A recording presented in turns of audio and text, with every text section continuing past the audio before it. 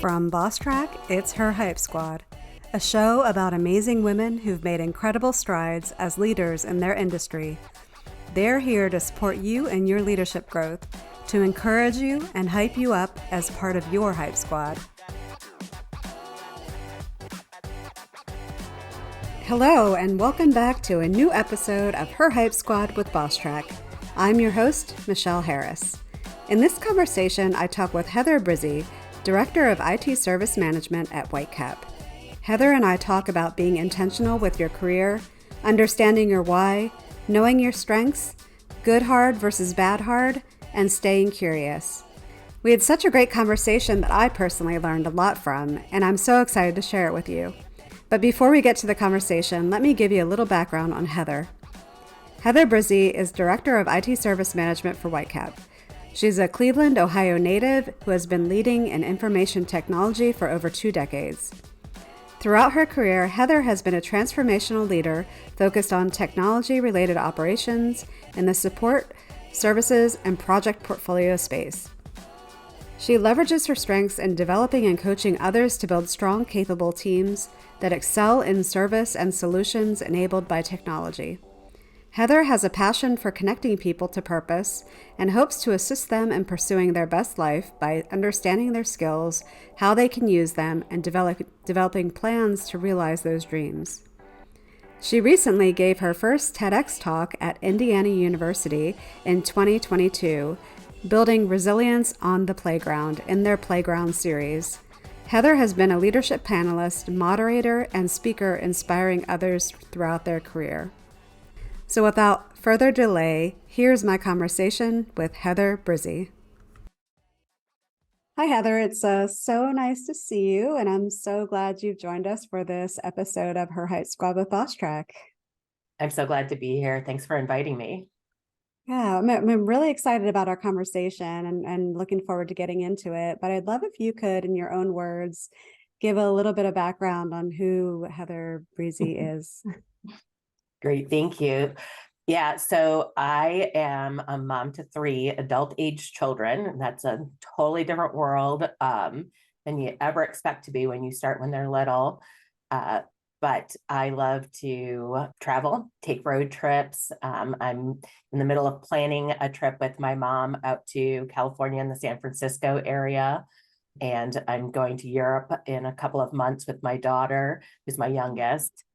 And from a day-to-day perspective, I am a director on the IT service management side of the house and have been in the IT world for about 25 years now. So I love to be able to share my leadership and, especially with women in technology, to encourage them along this pathway because it's not always easy. Yeah. You're right, for sure. And I have found that there seems to be a lot of women in tech that are, really wanting to kind of figure out how to navigate the politics or, I imagine because I've been in very high acquisition mode environments, private equity backed, it's easy to be concerned about getting lost in the shuffle, especially when you get new funding or have new ownership. And I've heard those concerns. So I definitely am excited to I think you might be the first person that's been in technology that we've talked to. So I'm happy that you've joined us. And I can relate to the adult children. You think once they grow up and they're out of the house that you stop worrying and it's just a whole new set of worries.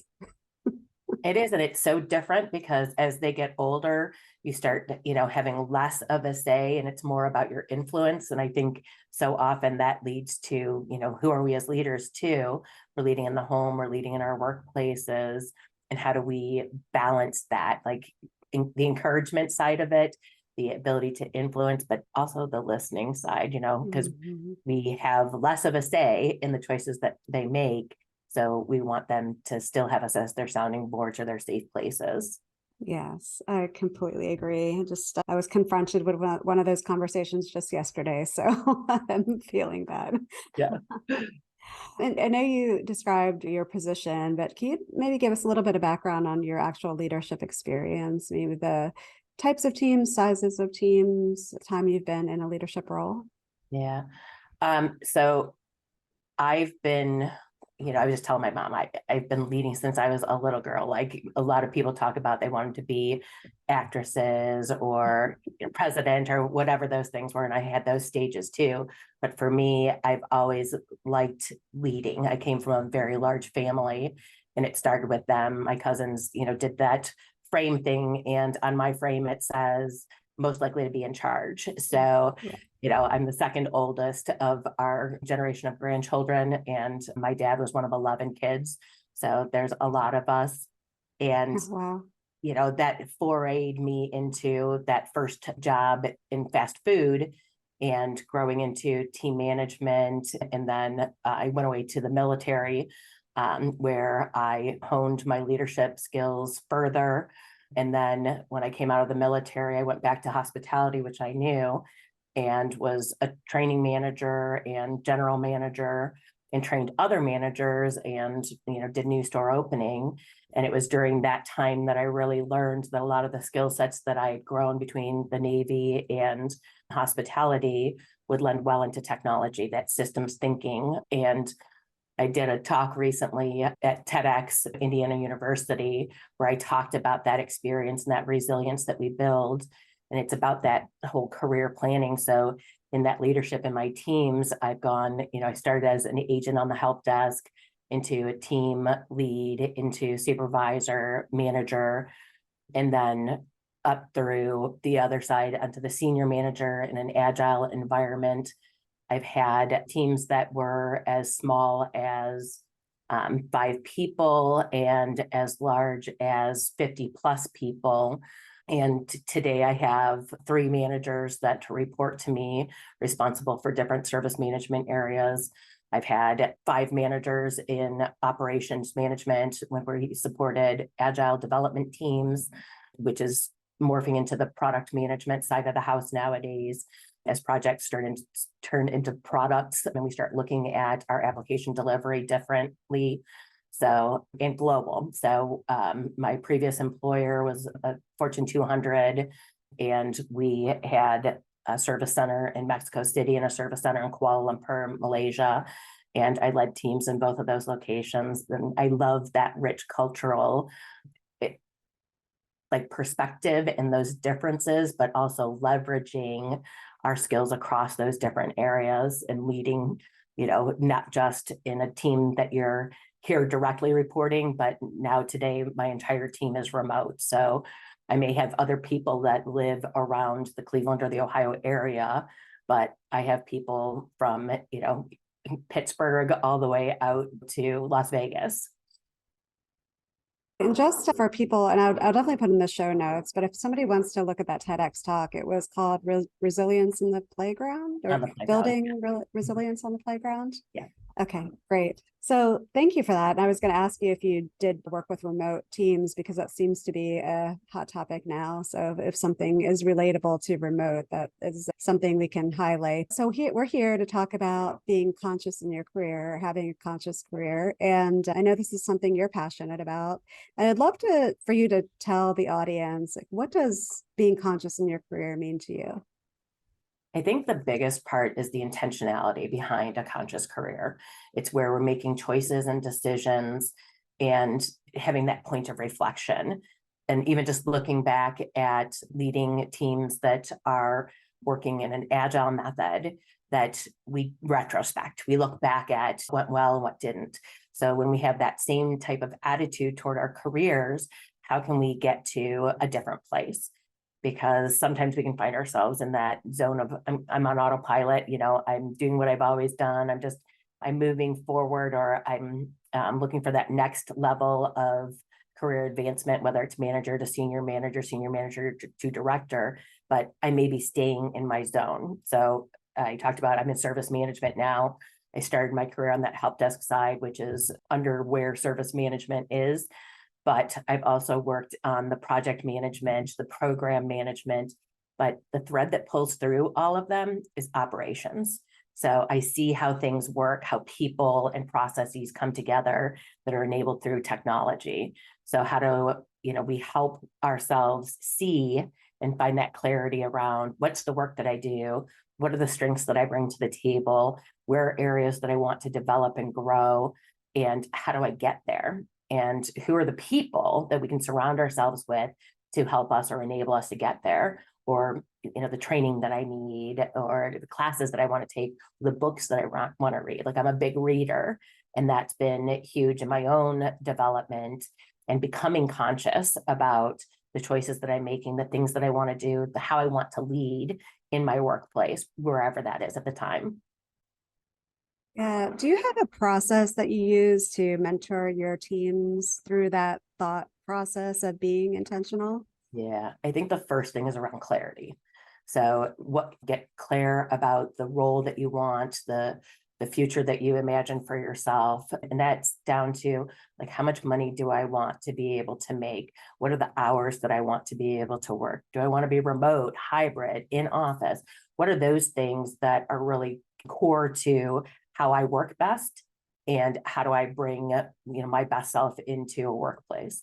And about that workplace, what is the type of environment that I want to be in? Do I want to be in a high growth, private investment led organization where I'm driving and building? So for me, I'm a builder. Like, wherever that change is happening, I want to be in the middle of that. I want to be leading that. I want to help others through that, and to see the psychological side of the change, and not just the doing and the how we get there side, because I think that that's really important. So knowing that about yourself and getting clear around that is the first thing.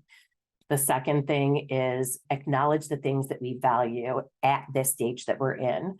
So the things that I wanted at my 25-year-old self, what I'm about to become a manager and lead a team and get ready to have my second child, like all of those kinds of things, I may want a very different workplace or work environment or schedule than I do at this stage of my life, where my kids are all adult aged and I want to travel, and I liked that global experience. But would I know all of those things had I not had the experiences that I've had? So, like, even when you are making decisions unconsciously or is available to you and you're taking those opportunities as they come, you can still look back and reflect on that and see what that shows you about yourself, what you value, what's the important thing for you at this time in your life. And then after I figure out that part, think about my partnership. So whether I'm married, I'm in a relationship, or it's the people that I'm surrounding myself with, all of those things matter because they feed into my ability to grow and to overcome and to see these other perspectives and achieve the things that I want out of my career. The fourth thing is, I'd say, play to your strengths. I shifted early in my career to a leader who understood command and control. Like, I came out of the military, like, this is how we do things. But I read Marcus Buckingham's First Break All the Rules, and then Now Discover Your Strengths. And when I read Now Discover Your Strengths, I was like, there's another way to do this. And the first thing is to recognize my own strengths and how I leverage them in the workplace. But then how do I help others to sew into the areas where they're really strong and make them really good and effective at the work that they're doing, and pull away the stuff that they struggle with more. So I think so often we focused on, oh, you're not good at this, so I'm going to help you be better at that.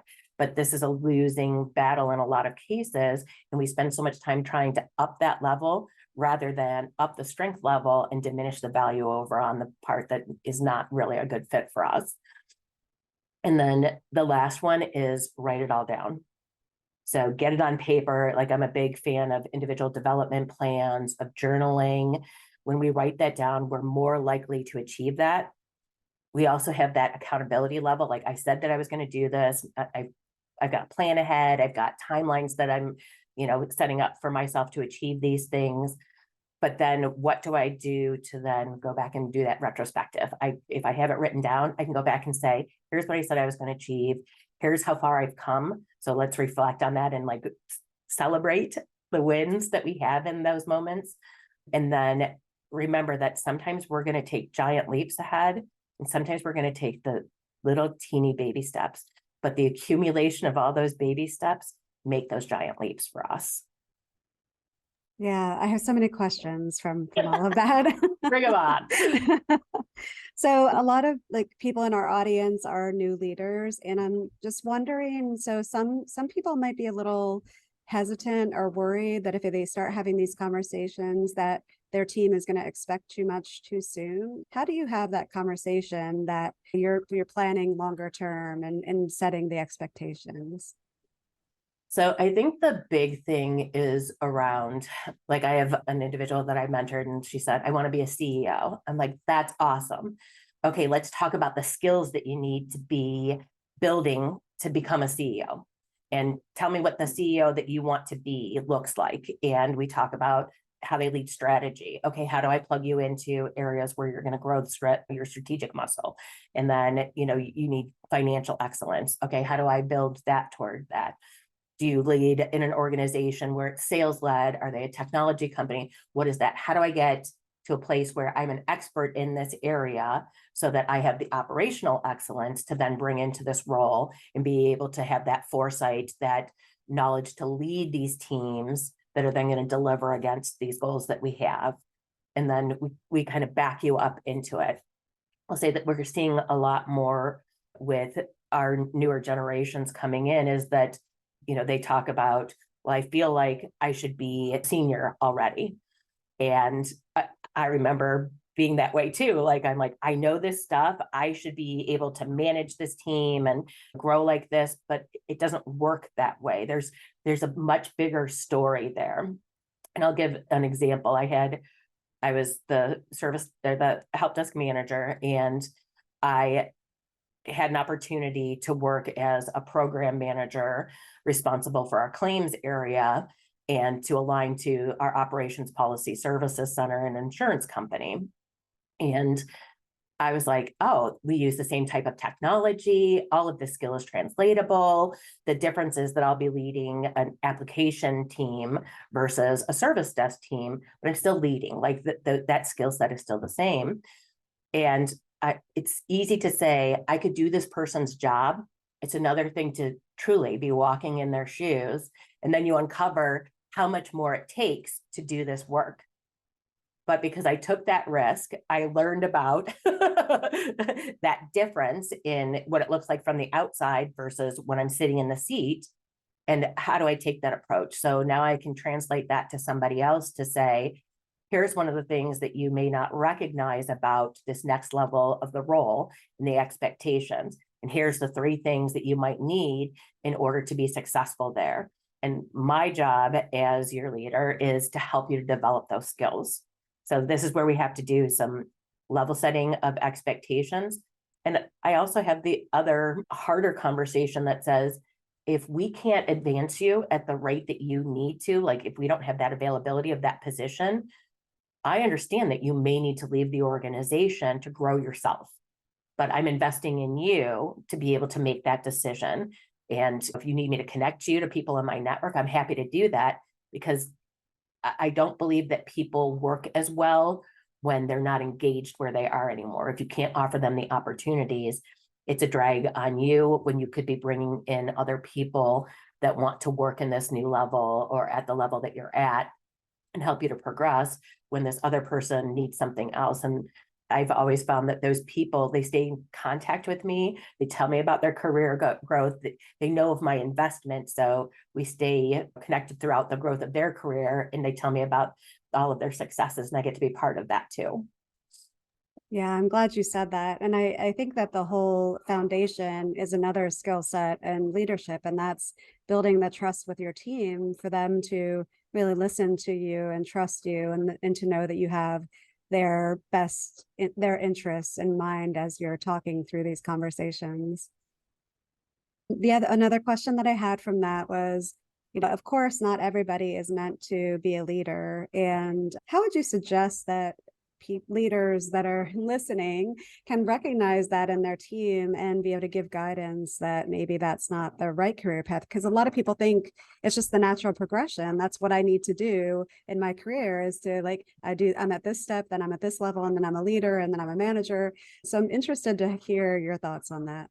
Yeah, that's a big one. I'll say that, those people from my past organizations that reach out to me, it's often with that question. They're like, Heather, this manager position has come available and I think that I should do it. Tell me why you think you should do it. So there's two sides of it. I want to understand your why and what's your motivation toward that. And often what I hear is it's more money. It's more money, and then I get to the other side of it, which is, will you love them? And I know love is a very strong word, but as we are investing in others, there's this side of we've got to nurture and develop and understand and empathize in order to enable them to reach these things that they desire within their careers and to the business outcomes of our organizations. So if we're not willing to make that investment and it's about us, then management might not be the right place for you to be growing your career toward. And helping them to recognize that, like, what do you love about your job today? Is there a correlation toward management and where you see your skills? Or another thing that I've used when we're promoting within a team is, does the team already see them as a mentor or their go-to person or subject matter expert in that area that they trust with this information? Because you can't just put somebody in charge, especially once they've been part of the team, when they're bringing this skill set up a level, if the team doesn't already see them as that, because then it creates this friction that's very challenging for everyone. Yeah, thank you. I appreciate you providing that insight. And you mentioned strengths finders earlier, and I've been through that process, and I don't recall what my strengths were. I should have pulled it out because I knew that was going to come up in this discussion.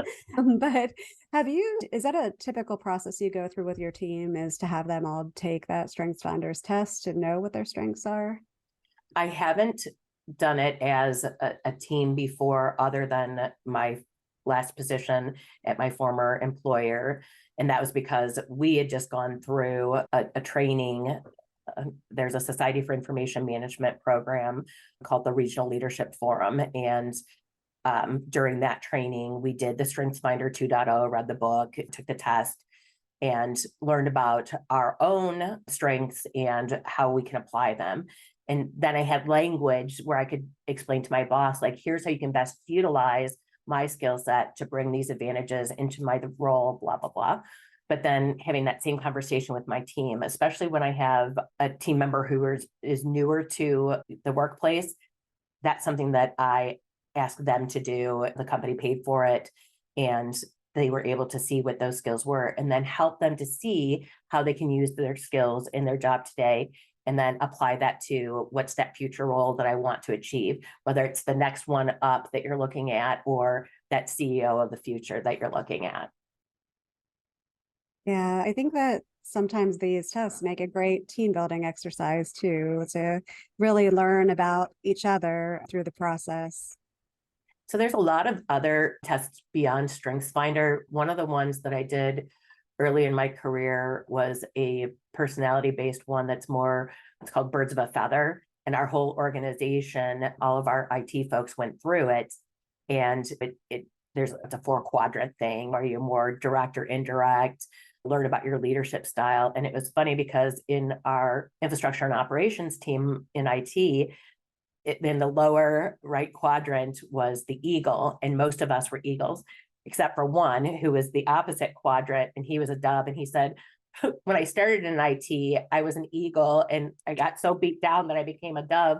But a dove is a peacemaker. They're the people that like bring others together. So it's not to say that one is lesser than another. It's just the different ways that we relate to one another. And I really liked that one a little bit better, just because it helped me to think about the whole purpose of this training was around learning the platinum rule. And the platinum rule means that I care about how you want to be treated, how you want to be talked to, what you need to know to be able to be successful versus how I want to be treated. So that's the golden rule of then it's very, again, me focused versus you and how I deliver that. So in one quadrant, you might need a lot more data and information in order to sway you. Another one needs all that social interaction. Another cares about like the bringing people together. And this those of us who are more direct and like, just the facts, ma'am. And it helps us to have conversations. They might come to you and I might not be good morning, how are you today, Michelle? Like, how was your weekend? I might be like, I'm already in this place of, we've got to get these things done and here's what I need to do. And having, some of that chit chat might be like, I'm already here. And how do we have those better conversations? And it starts with knowing how to work with one another. So I appreciate that as well. Yeah, that actually sounds, I don't know if you've ever done disc, but sounds Yeah. a little bit like that, just giving maybe some different labels and some different Mhm. outcomes from that. With your own like being conscious, and I know you talked a little bit about your career path and how you kind of made some pivots. Is there a time when you really thought through being intentional about your career and you thought you were wanted to be one place and you realized like that wasn't what you wanted at all? Does that make sense? Oh, 100%. So I just spoke on this at our local Get With It conference this past year, and it was about, my truce with perfectionism. And some of it came from recognizing that to get to be a director in the organization that I was in previously, it meant that I had to make a decision between three different areas. One where I would have remained a senior manager, and two where I would have moved into a director position. And the role that I picked, I thought that I could have done any of the three that were available to me at the time and been successful, but I made my decision based on the leader that I was going to report to. And I think that that's really important.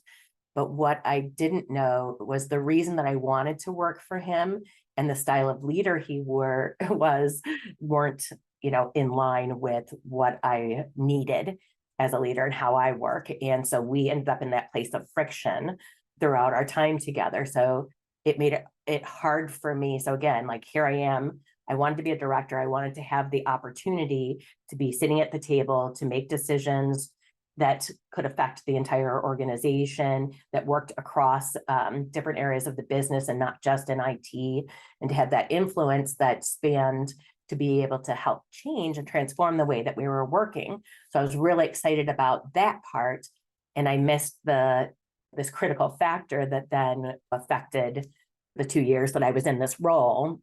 And that was a real struggle. And I'll say the advice that I give to others now because of that is, we've got to look at all of those different facets, and that sometimes we get enticed by that title or that money or whatever that thing is that you might be chasing, or that empty place that you're filling in that moment, to take this next step. And that it's okay to recognize and to learn from those experiences. But for me, the big takeaway was good hard versus bad hard. And in good hard, I'm learning, I'm growing, I'm seeing new ways of working. And in bad hard, it affects my whole being. It affects my health. It affects my well-being. It affects my ability to bring my best self to work, all of those kinds of things. And when we're out of alignment with ourselves and in that bad hard place, that's when we've got to do that evaluation of, can I keep doing the Sisyphus and pushing the rock up the hill and getting rolled over and smattered? Or is it time to put the rock aside and look for another way of moving forward and taking that role somewhere else? I really like that good hard versus bad hard because it's so true. You don't want, I mean, you need to be challenged in your career. Otherwise, you start to lose the interest or passion and you start to feel a little run down in your career. So having that good heart is really good, really valuable. And it's one of those things on social media. You start seeing like people rebelling against that, but I don't see that as a good thing that they're rebelling against it because I think they really need some of that. Do you find like having these conversations, it is harder when you are working with a remote team versus having people that are right in front of you in the office?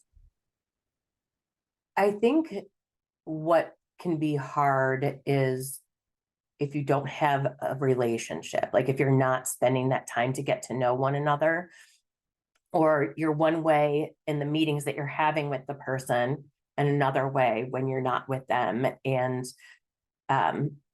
I think we have to be authentic, and not everybody is. And there's that reality of, I might have to have hard conversations with you, and we don't have that psychological safety, or we don't have that trusted relationship because of whatever our reasoning is. And I think that that's one of the difficulties. And I don't think that that matters if we're remote or not.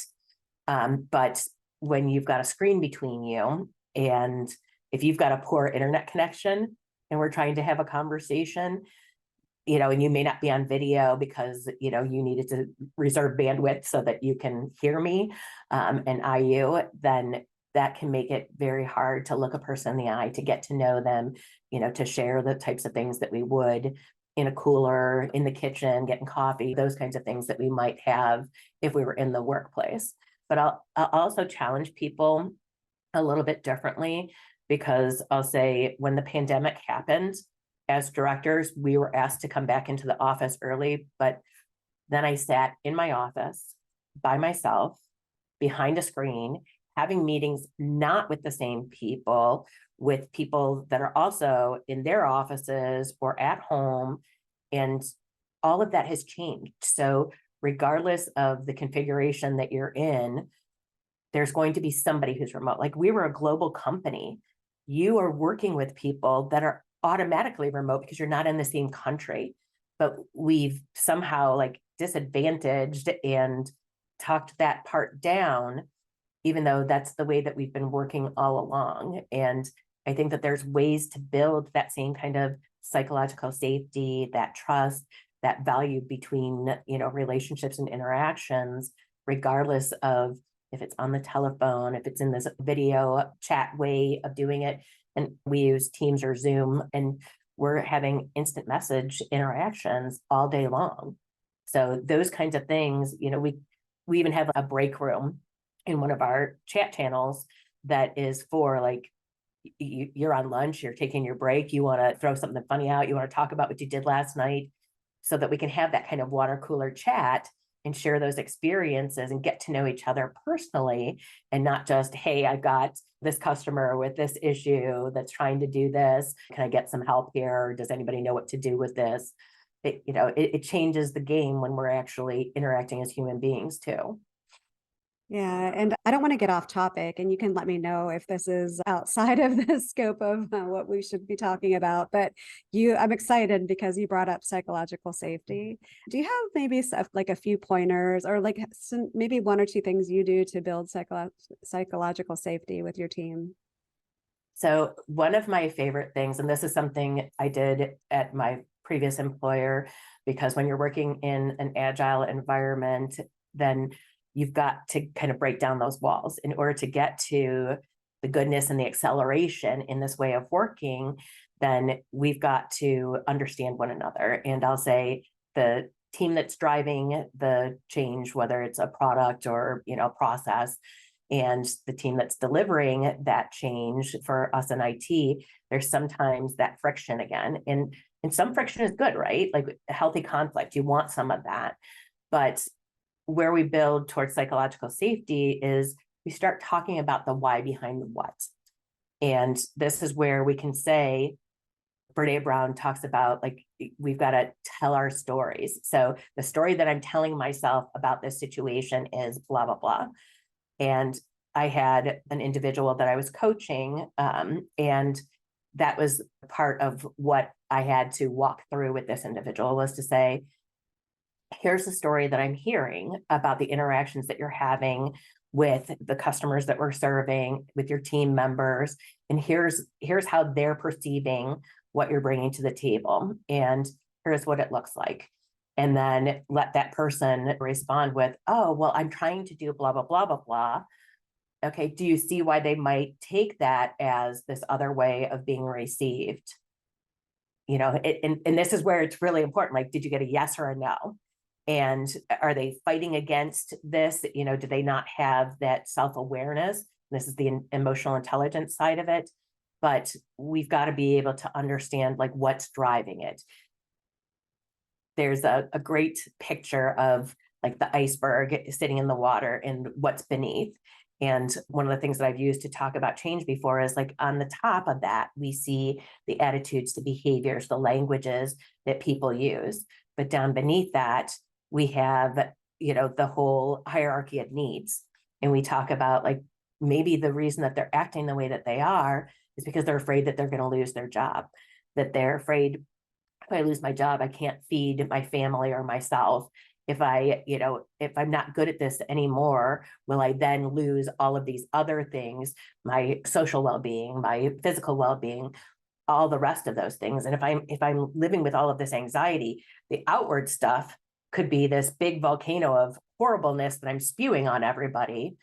But if I go back and I understand and I take that time to get to know what it is, that why behind the what I'm seeing, I have a better outcome. So I'm a huge fan of the why behind the what and helping to break that down with teams, even to be able to say, hey, like marketing as an example, if you're trying to drive this kind of behavior, why are you trying to drive that behavior? What are you trying to do? Can you tell me the bigger picture behind this? We were using the Salesforce application as an example. So it has this whole life cycle of services. Which services are we going to partake of? Because if I build just with the idea of this one piece that I'm adding to and not the big story that I'm building toward, I might be creating what we call in technology that technical debt.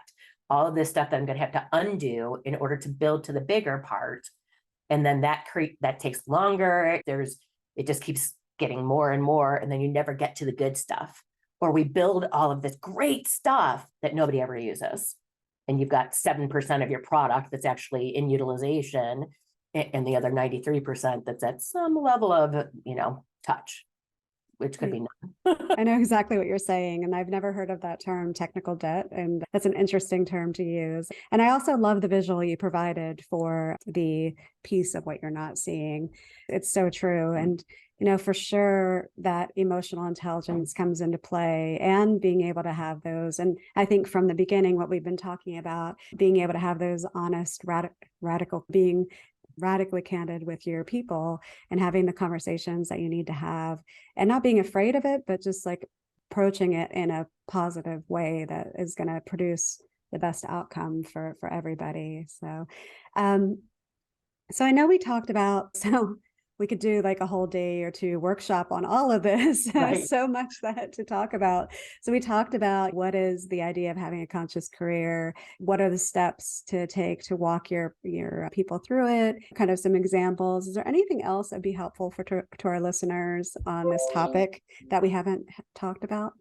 Yeah. So one of the other things that I love to share is in regard to sponsorship and mentorship.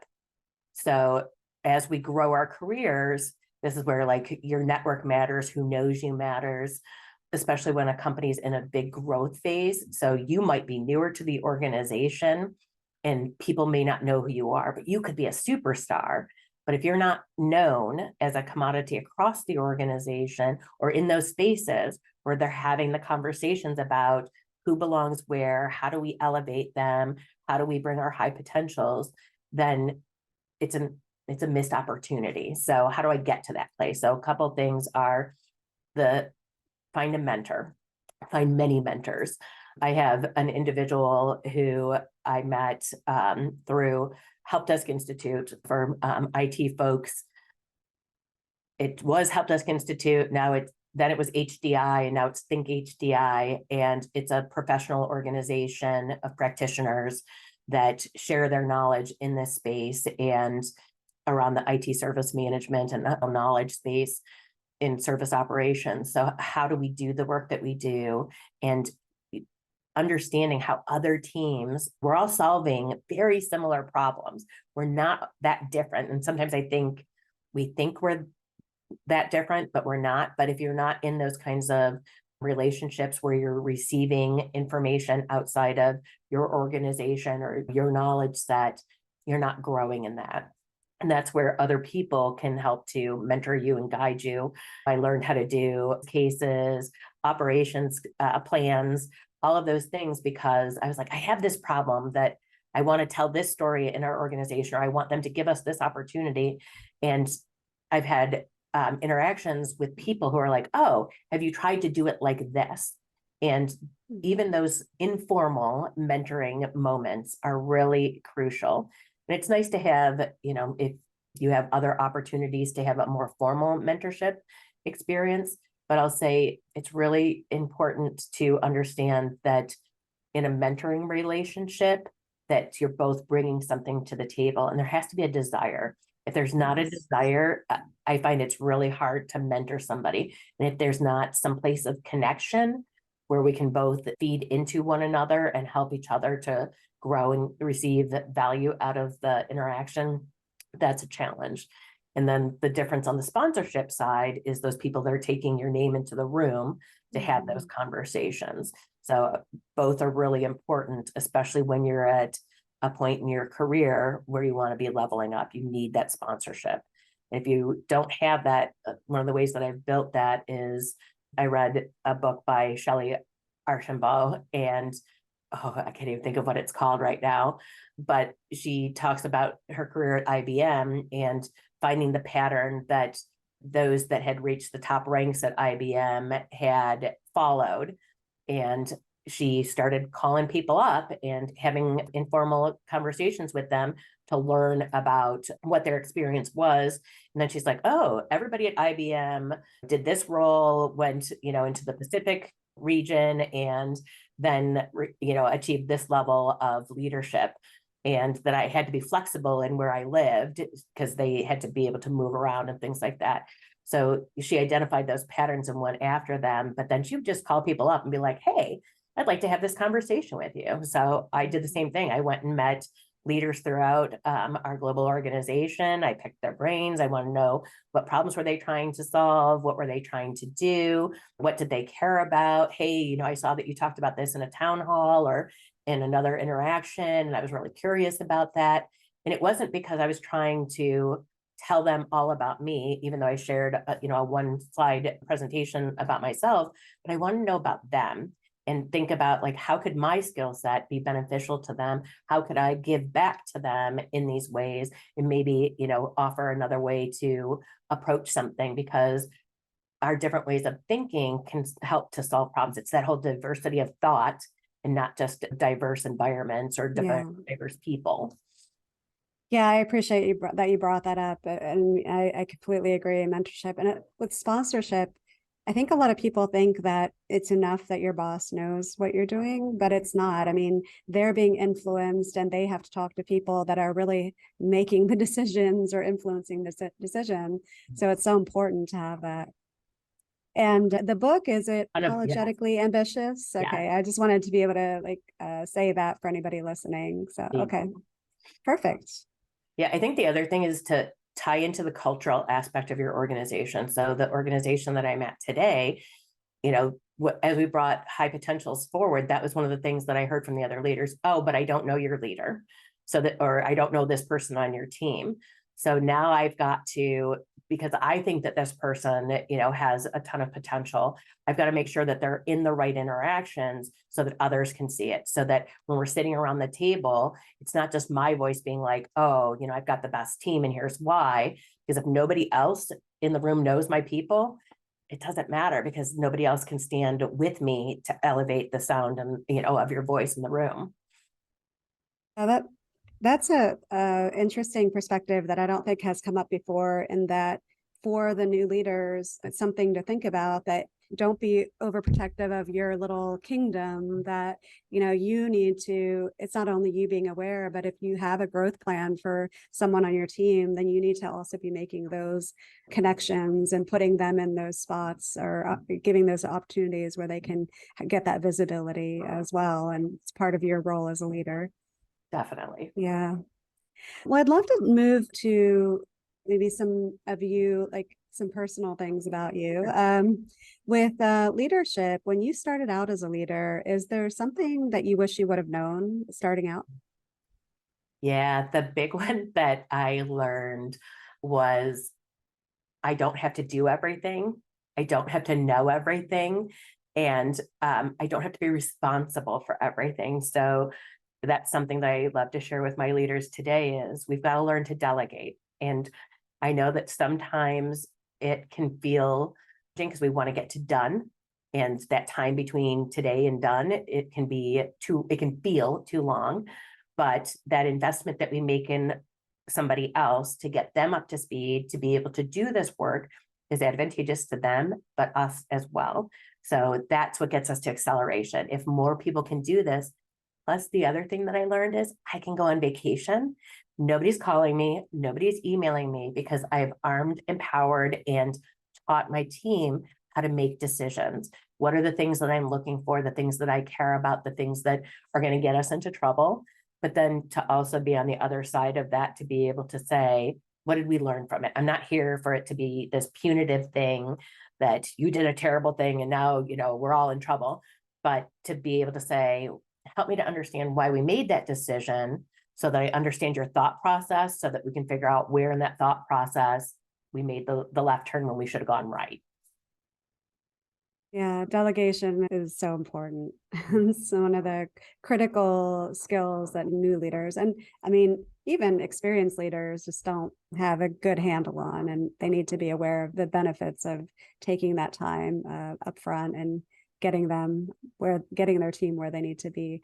And we talked about mentorship. Is there a mentor that you can look back on and say that they've had a big influence on your career or life? Yeah. So Brent Heineman is somebody who I've known for over 20 years. We met at HDI, and he is a vendor and he sold a service, and we just connected. And then it turned out when my company needed this service, I was able to connect that back to him and the services they provided. And then he's brought job opportunities to me. There's 2 different opportunities that he recommended me for that I moved into, and were great things for my career, big opportunities to change and to level up. And he has also been on the personal side where, as we've raised our children and gone through the difficulties associated with that, and he too, his children are adult aged, and one of his daughters is somebody that I mentor now. And she just texted me yesterday, and we're going to go and have lunch or coffee here shortly, and keep encouraging one another through these changes in our careers and the growth that we're seeing, and personal lives. So I love that over these last couple of decades that we've gotten to see each other grow the way that we have within our careers and our lives, our faith, all of that kind of stuff. Yeah, and that is it goes and it talks about the power of networking as well, because you never know who you're going to meet and how those people might impact your life. Definitely. And then in terms of wellness, is there a routine that you have, that like a daily routine in the morning or evening, that you attribute your mental wellness to? Yeah, so I am, if I get out of my pattern, because I've got ADHD, so I can get like a little bit off track. So for me, that whole having a way of doing things is really important. And in the morning, I'm a coffee person. Brent used to joke when we were doing business early, he's like, do not talk to Heather before she's, had her second cup of coffee. I'm a 1 cup of coffee person nowadays, but when I get up in the morning, I'll go down and I have an espresso machine. I'll make myself a latte. And then I go and I sit in my back room, and my time for prayer, reflection, play Wordle with my cousins and aunt and uncle. And then I listen to an audiobook. I don't have a commute anymore. So this is my, pre-work routine to transition from sleep into thoughtfulness and my approach to the day. I love that taking out the commute has really added a lot of time to people's schedule, because where it was getting up, having coffee, getting a shower, eating something real quick and running, it's not like, I've been hearing more and more like people take this time in the morning and do quite a bit before they even step into their work role, which is, I love that. Yes. And I feel bad that at some instances it's being taken away for maybe not great reasons. But what about a song that like you'll put on when you need a little bit of confidence boost or some energy? Do you have a go-to song that you like? I do, and it's Rachel Patton's fight song. So it's just one of those songs where, just back to filling you up, get empowered, like again, that reflection. You've come so far. It is sometimes a slug. It can be difficult to get through, but just keep on keeping on. Like, we're trying to get past that whole hustle culture, and it's not just always like being on or being busy, but being intentional with our time and fighting the right fights or the best yeses, all of those kinds of things. So that's what I appreciate about that song.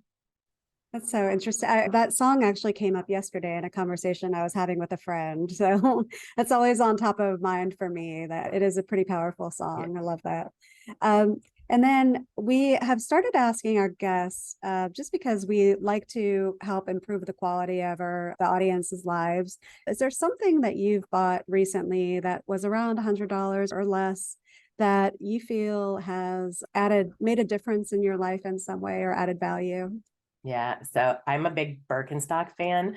So again, being at home now, slippers. Birkenstock makes these great Zermatt wool felt slippers. I have them on right now, but I live in Cleveland. It's cold here. So I wear my regular Birkenstocks all the time when it's warmer, but my slippers during this time of year, perfect. And I can wear them outside to take the garbage out or bring the dog out, all of that kind of stuff, sometimes to the grocery store, to be honest. But I love these slippers, and they're light rose, so a pink color. So they're also fun. Oh, yeah. And I am all for wearing slippers to the grocery store. So no judgment.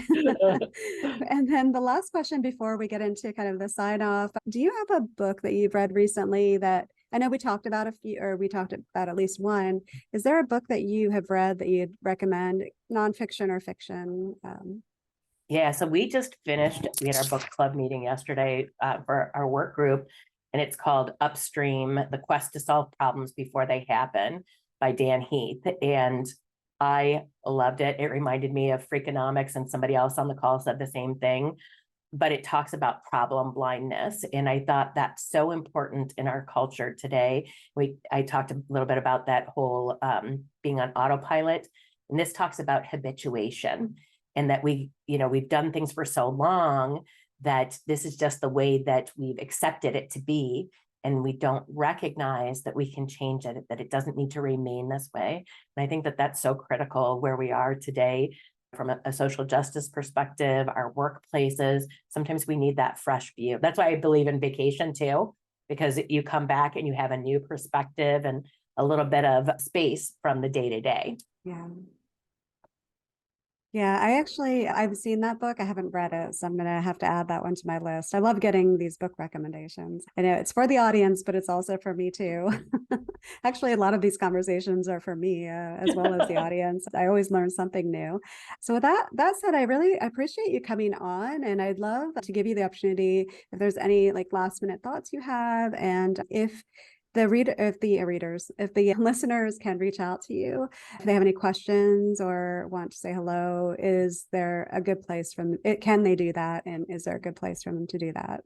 Yeah, for sure. So final thoughts, just stay curious. I think that's the best advice that I would give anyone, that, as long as we are curious and we don't, ever get to the point that we think that we know everything or we have all the answers, then there's an opportunity to continue to grow and have new perspectives and experiences in this life. And if you want to reach out to me, catch me on LinkedIn. I spend probably most of my time out there in the social world. It's Heather-Brizzi. So I'd love to connect with you and hear more about what you're going through or answer any of the questions that they may have. Great. Well, yeah, love that, leaving with that. And it's been such an interesting conversation, a lot of things that lead me to think more about that I haven't really talked to anybody about. So I appreciate you providing such insight, and I appreciate you spending the time and coming on here with us. It's been such a pleasure. Thanks so much for having me. Oh, good. Well, I hope you enjoy the rest of your day, and thanks again. You too. All right. Bye-bye. Bye. Hi, everyone. This is Michelle again. Just one more thing before you take off. If you've enjoyed this podcast, consider joining our Patreon at patreon.com/Bosstrack, or sign up for our free weekly newsletter. It's easy to sign up and easy to cancel. Every Monday, we send out a short, exclusive newsletter of what we found during the week that we're excited about, we're inspired by, and we're watching and reading. If you'd like to check it out, just to go to thebosstrack.com/newsletter. Just type that into your browser, thebosstrack.com/newsletter. Drop in your email and you'll get the very next one. Thanks for listening.